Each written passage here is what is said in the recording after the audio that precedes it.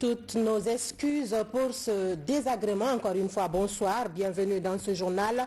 À la une de l'actualité, lancement ce lundi sur toute l'étendue du territoire national du BEPC. 149 500 candidats passent cette année cet examen dont les premières épreuves ont été lancées à l'Elouma. Et puis 2000 doses de vaccins contre la fièvre afteuse viennent d'être données à Guékédou. C'est la phase finale de la vaccination des vaches dans cette zone, une campagne dirigée par le ministère de l'Élevage et ses partenaires.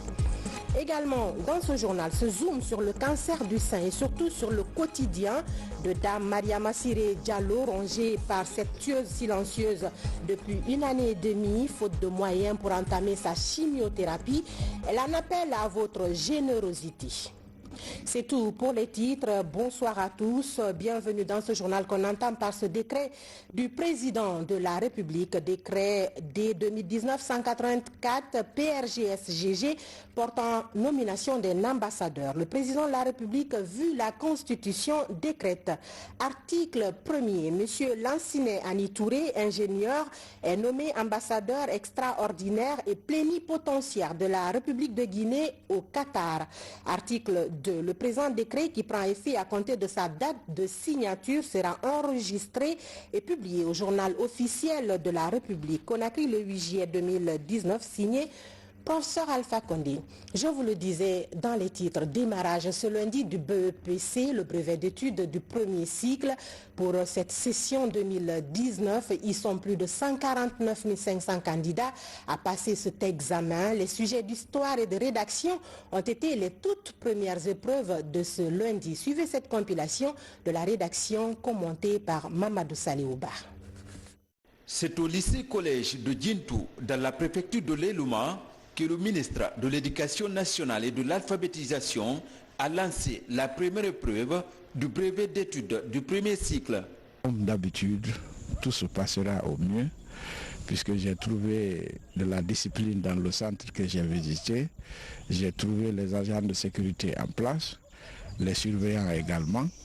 Et nous avons lancé tout de suite là cette épreuve de rédaction dans de très bonnes conditions. À Conakry, ils sont plus de 52 000 candidats à affronter les épreuves au compte du BEPC pour cette session 2019. Dans tous les centres de la capitale, les candidats étaient au rendez-vous très tôt le matin. Nous avons besoin vraiment de l'élite. Donc, je les encourage à travailler et à compter sur soi. Donc, parce qu'il y a quelqu'un qui dit « compter sur soi est le premier trait de la conscience du progrès ». Nous avons demandé aux enfants d'être lucides, d'être calmes, d'être sereins. Et nous avons dit que c'est un examen, pas un concours. Donc c'est illimité, tout le monde peut réussir. À l'image de la capitale, le brevet d'études du premier cycle a démarré dans la sérénité dans le Kakandé. Cette année, on dénombre plus de 12 800 candidats dans toute la région de Boké. Dans tous les centres à travers le pays, des surveillants sont déployés pour veiller au bon déroulement de l'examen. Les candidats ont jusqu'à samedi pour tenter de décrocher le BPC. C'est juste une évaluation de fin d'année. J'en suis sûre que je me suis bien préparée. Je suis très impatient d'affronter le sujet parce que depuis hier, je n'ai pas dormi. Et puis encore, on s'est préparé depuis 9 mois. Pour affronter ce BEPC au niveau de 5 jours seulement. Les résultats sont attendus 2 semaines après la dernière épreuve, selon les autorités du département de l'éducation nationale et de l'alphabétisation. La recherche scientifique amère est le nouveau cheval de bataille du ministère des Pêches. Des évaluations sont faites pour connaître le réel potentiel halieutique de la Guinée. Les résultats qui seront obtenus serviront à élaborer un plan de gestion des pêcheries. Ansoumane Toumani Camara a assisté ce week-end à l'arrivée au port de Conakry du premier bateau de recherche muni des résultats de la toute première campagne. Suivez.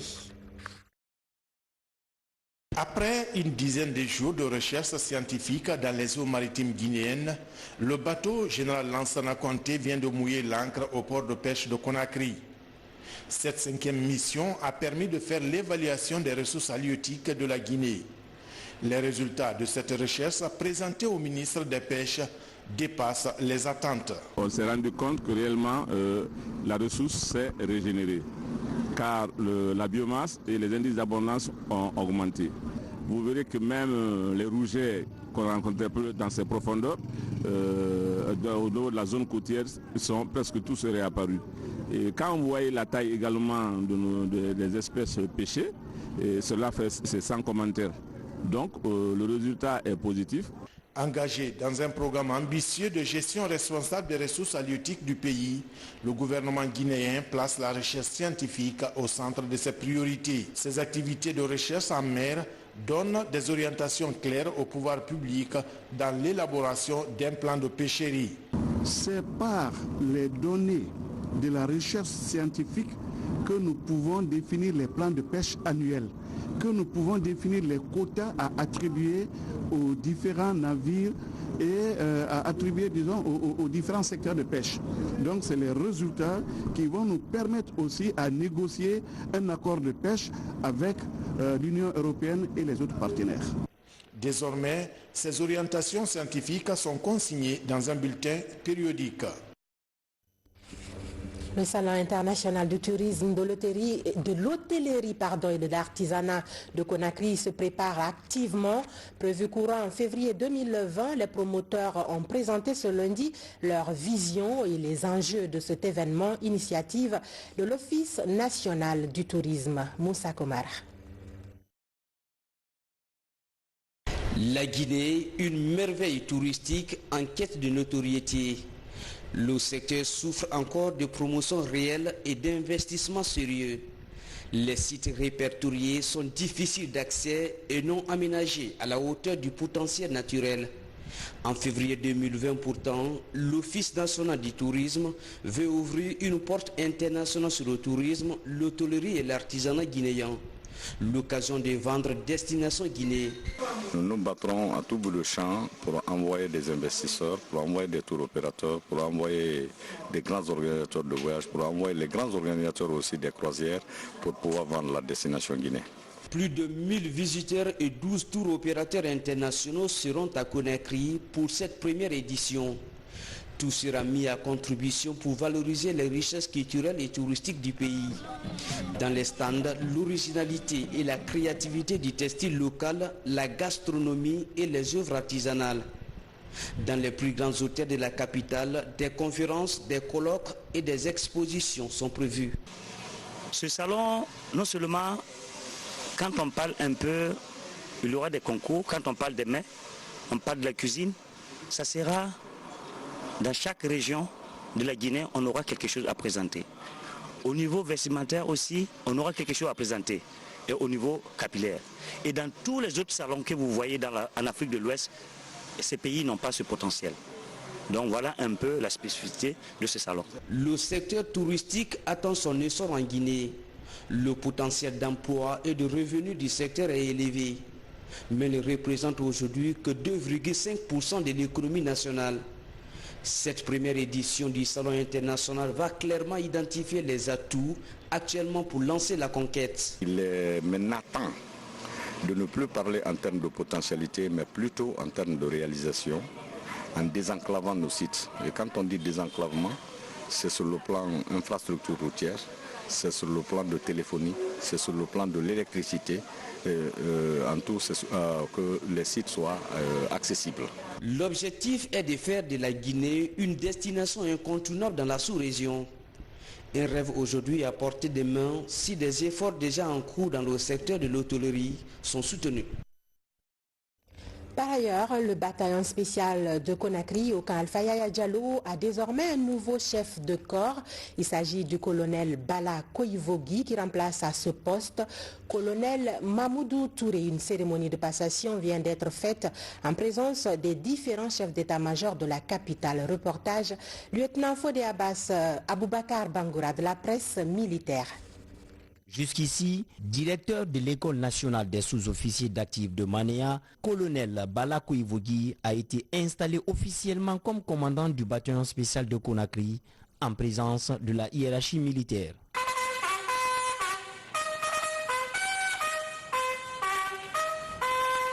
Au nom du président de la République, commandant en chef des forces armées, et en vertu des pouvoirs qui me sont conférés, vous reconnaîtrez désormais comme commandant du bataillon spécial de Conakry, le colonel Bala Koivogi ici présent.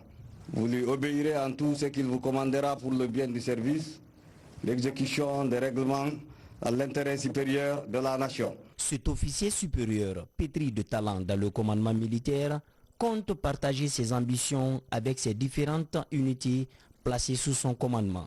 Permettez-moi tout d'abord de rendre un hommage particulier au président de la République, chef de l'État, commandant en chef des forces armées guinéennes, son Excellence le professeur Alpha Condé, au ministre d'État chargé des affaires présidentielles, ministre de la Défense nationale, d'exprimer toute ma gratitude pour la confiance placée à ma modeste personne pour cet important poste de commandement dont je viens de bénéficier. C'est aussi l'occasion pour moi de définir mes priorités qui s'articulent en quelques points, à savoir la sécurité au sein du bataillon spécial de Conakry, la discipline, le travail, la propriété et la loyauté. Depuis sa création jusqu'à nos jours, le bataillon spécial de Conakry connaît son 26e chef de corps, comme pour dire que la réforme du secteur de défense suit son processus normal. Dans l'actualité également, le diplomate allemand Matthias Verten fait ses adieux à la Guinée.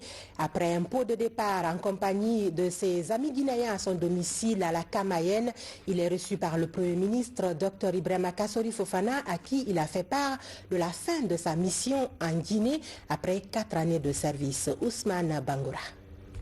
Le diplomate de la République fédérale d'Allemagne est à la fin de sa mission. Après avoir passé 4 ans d'exercice en Guinée, Matthias Verten est venu chez le Premier ministre pour lui faire part de son départ de la Guinée pour un autre pays. J'ai eu l'occasion de dire au revoir à son Excellence, le rassurer que les bonnes relations entre la Guinée et l'Allemagne ne dépendent pas de la personne de l'ambassadeur, mais de bon esprit des deux côtés. Et je l'ai assuré aussi que mon successeur va continuer les bonnes relations avec le gouvernement de la Guinée. Au cours des entretiens, le Premier ministre a rappelé les efforts consentis par l'ambassade d'Allemagne dans la promotion de la paix et la quiétude sociale en Guinée. Les deux personnalités, Dr Ibrahima Kassori Fofana et Matthias Verten, ont également réaffirmé leur volonté d'œuvrer à renforcer des relations économiques, commerciales et financières entre nos deux pays. Page santé de ce journal. La coopération sino-guinéenne au beau fixe en témoigne l'envoi à nouveau d'une dizaine de médecins guinéens en formation en Chine. Ils viennent de 3 structures sanitaires du pays, dont l'hôpital sino-guinéen de Kipé, Adia Toubari. 5 heures du matin, c'est l'heure du départ de cette équipe médicale guinéenne pour la République populaire de Chine. Ces jeunes médecins, infirmiers et administrateurs vont pour un renforcement de capacité de courte durée. La gestion médicale et les soins intensifs constituent les principaux domaines d'apprentissage. Nos collègues chinois qui travaillent avec nous l'ont prouvé, et donc nous aussi nous partons pour apprendre les aptitudes, les compétences techniques avec les collègues chinois. Et donc c'est tout simplement dans le cadre de la formation continue que nous y partons. L'amélioration des qualités de formation du personnel soignant guinéen, c'est l'une des priorités de la coopération sino-guinéenne. Une coopération stratégique qui dure depuis 60 ans et contribue à la performance du secteur médical guinéen. avec ce que vous avez ici pour partager là-bas avec des médecins et infirmières chinois là-bas. Et j'espère que vous aurez beaucoup étudié et récupéré de la connaissance là-bas. Au cours de cette année, plus d'une trentaine d'agents du système de santé bénéficieront des bourses de formation successives en Chine. Une stratégie pour davantage qualifier les prestations de soins et réduire les évacuations sanitaires très fréquentes dans le pays. Deuxième titre de ce journal, la vaccination contre la fièvre afteuse se poursuit dans le pays. En région forestière, ils sont presque à la fin de la phase finale de la vaccination des vaches avec 2000 doses de vaccins données. Tierno Maroufba, Mohamed Mpati Kamara, Seydou Diallo. C'est une fièvre qui a longtemps secoué le cheptel de l'élevage en Guinée forestière. En zone forestière, la présence de la fièvre afteuse a été détectée il y a de cela 1 an et demi par les autorités en charge de l'élevage. Avec la campagne nationale de vaccination contre cette maladie, la région a reçu des doses de vaccins pour juguler cette épidémie. La préfecture de Guékédou a eu 2000 doses de vaccins pour une lutte efficace dans la localité. On est allé dans les villages, même des petits villages, pour regrouper même des éleveurs traditionnels. On est en train de vacciner vraiment les animaux. Au début, les éleveurs étaient réticents, mais finalement, quand on a passé la communication à la radio et puis la sensibilisation avec les élus locaux, alors les éleveurs ont compris, surtout ceux qui ont déjà vu la maladie quelque part, quoi. Donc ils ont accepté de vacciner les animaux. Apparue en mai 2018 en Guinée, une mesure de riposte est mise en place par le département de l'élevage. Avec cette campagne, le gouvernement et ses partenaires veulent briser la chaîne de propagation de la fièvre afteuse dans le pays. Dans toutes les localités, nous avons lancé la campagne. Il est vrai que quand on dit contrôle de la maladie, ce n'est pas tous les animaux systématiquement qui seront vaccinés. C'est une partie, mais une partie non négligeable qui permet de freiner la maladie. Et après, il y a la campagne d'éradication. Là, c'est systématique. Nous allons faire systématiquement les vaccinations partout. Pour éliminer cette maladie dans les cheptels, une autre offensive est prévue après cette campagne nationale de vaccination. Le programme d'éradication est la nouvelle approche du département de l'élevage qui sera lancée dans les mois à venir. Parlons à présent de cette tueuse silencieuse pour les femmes. Il s'agit du cancer du sein, le cancer le plus diagnostiqué chez les femmes à travers le monde. Près de 600 sont touchés chaque année, autant avant qu'après la ménopause, avec un traitement difficile et surtout très coûteux. On vous parle ce soir du cas de Dame Mariama Siré Diallo, rongée par un cancer du sein depuis plus d'1 an et demi et dont le traitement nécessite une chimiothérapie. Ça, un marathon. Marchande de profession, Dame Mariama Siré Diallo est désormais résolue à vivre entre la véranda et l'ombre du manguier de sa concession. Depuis plus d'1 an et demi, cette femme d'une trentaine d'années est rongée par un cancer du sein. Il faut 31 décembre.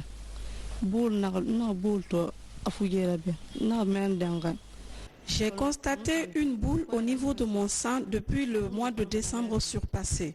Je suis allée à l'hôpital, on m'a dit qu'il faut une opération, mais de patienter un peu. Mais malheureusement, ça s'est vite aggravé.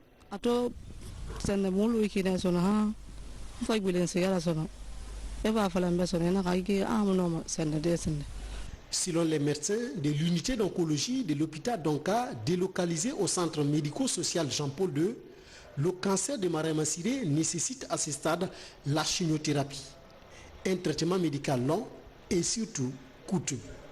Aujourd'hui, ce qu'il faut pour elle à ce stade, c'est une chimiothérapie qui est indiquée pour son état, pour le stade de la maladie. Une chimiothérapie, c'est-à-dire c'est les drogues qu'on va prendre, l'injecter par voie intraveineuse chaque 21 jours qu'elle doit prendre. Mais il se trouve que cette patiente est démunie, elle n'a pas assez de moyens pour se prendre en charge. Le cancer du sein constitue plus de 60% des consultations dans cette unité d'oncologie du centre médico-social Jean-Paul II. Et Mariama Siré fait partie des centaines de femmes suivies ici. La patiente est déjà désespérée, manque de moyens financiers pour continuer son traitement.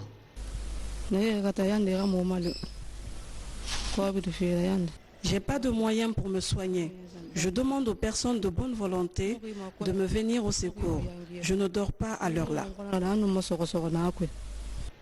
Le cancer touche chaque année en Guinée 600 femmes, dont la moitié de ces patientes perdent la vie selon les statistiques du service national de cancérologie. SOS pour Maria Massiré Diallo pour ses soins.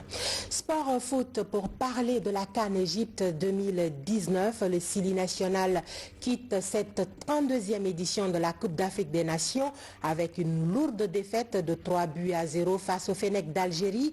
La pilule est encore difficile à avaler, aussi bien en Guinée qu'en Égypte. Le point avec Kadiatou Traoré.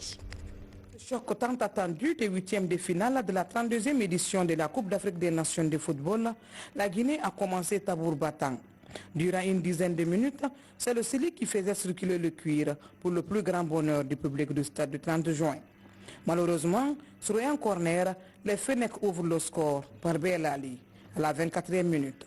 Le Sili court derrière l'égalisation, mais sans succès, jusqu'à la pause. À la reprise, c'est les Fennecs qui reviennent avec plus de détermination. À la 56e minute, Mahrez double la mise. Le Sili, en manque d'inspiration et de créativité, ouvre les espaces. C'est dans ce contexte que les Algériens corsent l'addition à 3-0 à la 85e minute.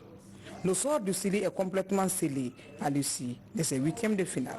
Je pense début de match, avant qu'on a pris le but, je pense qu'on était dans le match. Après, on a fait une erreur et on le sait, le point fort de cette équipe algérienne qui sont vraiment puissants.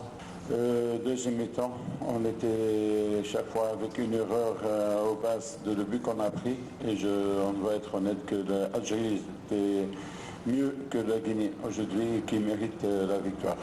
C'est vraiment manquer de respect à cette équipe du Guinée de dire qu'on n'est pas content de la performance de l'équipe. On est plus que satisfait, très content. Les joueurs ont réalisé une belle performance. Pas encaissé de but, en marqué 3, ne pas avoir été très réellement en danger. Quelque part avoir contrôlé d'une certaine manière ce match. L'Algérie obtient sa 5e victoire face à la Guinée et la 4e dans cette compétition et composte son billet pour les quarts de finale. Les leçons doivent être forcément tirées. Justement, sur ce plateau, nous recevons le directeur national des sports, M. Lansine Kabassan Keita. Monsieur le directeur, bonsoir. Bonsoir. Comme le dit ce reportage, cette première sortie, est-ce pour tirer les leçons?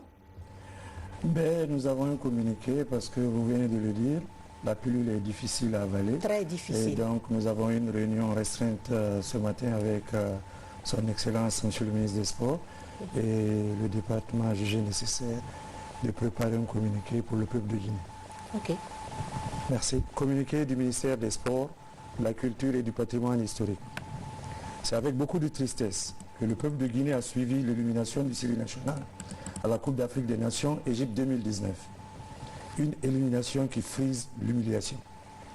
Compte tenu d'énormes efforts consentis en faveur de notre équipe, le ministère des Sports, de la Culture et du Patrimoine historique tient à remercier le chef de l'État, le Premier ministre et l'ensemble du gouvernement.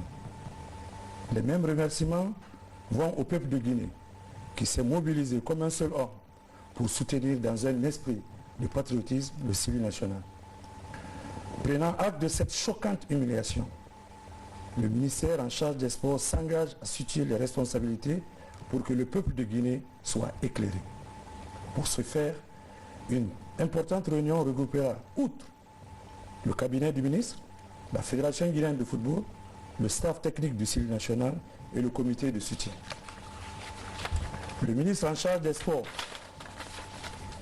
invite le peuple de Guinée à la sérénité et rassure que d'importantes mesures seront prises à l'issue de cette réunion pour sortir le football guinéen de sa situation actuelle. Pour le ministère des Sports, le ministre des Sports, Sanusi Bantamasso. Merci, monsieur le directeur. Je vous rappelle que nous étions avec monsieur Lansine Kabassan Keita. Il est le directeur national des sports. Espoir encore perdu cette année quant à cette Coupe d'Afrique des Nations. Par contre, du côté de Cancan, d'autres jeunes, pour la plupart diplômés et étudiants en situation de classe, font sourire de par leur engagement à faire face à l'avenir. Ils se sont trouvés des occupations pour joindre les deux bouts. Ils ont choisi pour cela la pratique des petits métiers. L'impression l'impression des documents, les photocopies et même leur plastification. Une sorte d'auto-initiation à l'entrepreneuriat. Suivez ce grand format signé Mohamed Lamine Kamara, Abdul Razak Souma. À Kankan, l'entrepreneuriat jeune en milieu universitaire se développe progressivement. Ici, à la rentrée principale de l'université, plusieurs jeunes diplômés et étudiants en situation de classe se lancent dans des petits métiers. Sous ce hangar, une centaine de jeunes assurent les travaux d'impression, de saisie et de photocopie des documents de tout genre. Je suis étudiant diplômé depuis l'an 2015. Bien avant les études, je faisais la prestation. Donc une fois après les études, j'ai constaté pour avoir de l'emploi, ce n'est pas du tout facile dans ce pays. Donc comme j'ai gagné ma vie quotidienne ici et je pouvais avoir de GEPAM, je préférais me lancer dans la prestation. Et je peux dire que c'est rentable pour moi parce que je peux me marier dans ce métier. Alphonse Maomi est un étudiant en situation de classe. Pour subvenir à ses besoins et développer sa connaissance en informatique, Alphonse a collaboré avec cet autre jeune diplômé et patron de Bogué Prestations. Ce jeune, venu de la Guinée forestière, a presque la maîtrise de tous ses matériels. La première motivation qui m'a passionné de venir ici, c'est connaître l'informatique et aussi me permettre aussi d'exercer ce métier pour pouvoir subvenir à mes besoins. Donc si un client a besoin de faire sa saisie, il vient, je travaille avec l'ordinateur. Si c'est pour plastifier les cartes et les autres documents, donc on fait la plastification et si ils viennent aussi pour faire la relue, c'est avec les machines de relue qu'on fait ça. Donc nous travaillons avec toutes ces machines selon les besoins de nos clients qui viennent. J'ai cherché par le canal de certains de mes amis. Je les ai adressé la demande pour dire j'ai besoin d'un ami ou bien d'un petit avec qui il faut travailler, quoi. Donc c'est dans ce cadre, je l'ai contacté, il est venu, bon, on a négocié. On s'est arrêté sur un prix par le paiement journalier, en fait. Chaque soir, je les paye ce que je les dois. Donc, les jours dont ils partent en classe, ils ne viennent pas. Donc, c'est comme ça que nous travaillons, quoi. Le quotidien de ces jeunes est quasiment occupé par l'affluence des clients. Ces clients sont pour la plupart des étudiants de l'université de Kankan, des cadres de l'administration préfectorale, mais aussi certains citoyens de la ville. Souvent, le service rendu est satisfaisant, même si quelques désagréments sont enregistrés. Je dois faire ici 5 brochures, c'est-à-dire la copie de mon contrat 5 fois. Et je dois faire une facture, c'est ce que j'ai en train de faire avec eux. Et donc vous appréciez leur travail alors? J'apprécie bien leur travail parce que déjà ça les initie à l'entrepreneuriat. Parce que ce qu'on doit dire aux étudiants, ils ne doivent pas attendre l'État après leur formation. L'État généralement donne la formation, mais pas forcément l'emploi. De l'autre côté, non loin de l'université, un autre groupe de jeunes évolue dans le transfert de crédits téléphoniques et de vente de puces. Certains sont en situation de classe, d'autres diplômés. Avec la distance des parents, et pour ne pas chaque fois appeler les parents compte tenu de la situation des parents. Donc cela m'a poussé beaucoup pour, après les cours, venir chercher de quoi manger. Parce que ici, je suis logé, tout dépend de moi. Et les parents, s'il faut dire, n'ont pas ici les possibilités pour toutes ces charges. Donc, vu ces conditions, je suis obligé, après les cours, venir me débrouiller pour de quoi nourrir. Après l'université, le cycle universitaire, je n'ai pas trouvé d'autre chose. Au lieu de passer toute la journée à la maison, préparer du thé, j'ai préféré venir ici jusqu'au moment où je vais décrocher un boulot qui va me permettre de laisser la rue. Mais ce n'est pas facile. La plus grande maladie d'un jeune, c'est passer toute la journée du matin jusqu'au soir. Tu n'as pas un endroit où aller. Ça, c'est une grande maladie, ça. Visiblement, ces diplômés et étudiants de Kankan sont initiés à l'entrepreneuriat jeune. Le combat pour ces jeunes est de créer leur propre entreprise. C'est ce grand format sur des jeunes Guinéens qui prennent leur vie en main qui met fin à cette édition. Grand merci à vous de l'avoir suivi.